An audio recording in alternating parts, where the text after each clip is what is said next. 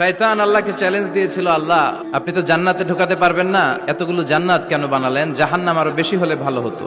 আল্লাহ বললেন কেন? শয়তান বলে, আল্লাহ এই সবগুলারে আমি ওয়াসওয়াসা দিয়ে মুনাফিক বানিয়ে নাস্তিক বানিয়ে জাহান্নামে ঢুকাবো। আমি চ্যালেঞ্জ দিলাম, ডান দিক থেকে ধোকা দেব, বা থেকে, সামনে থেকে, পেছন থেকে, নিচ থেকে, যেখান দিয়ে রক্ত চলাচল করে ওখানে ঢুকেও আমি ধোকা দেব। আপনি জান্নাতে ঢুকাবেন কেমনে? আল্লাহ বললেন তুমি আমারে চ্যালেঞ্জ দাও, মহারাজার সাথে চ্যালেঞ্জ দেয়া যায় না, তুমি আমাকে চ্যালেঞ্জ দাও। ওকে ডান, আই টেক ইউর চ্যালেঞ্জ। আমিও তোমার চ্যালেঞ্জ নিলাম।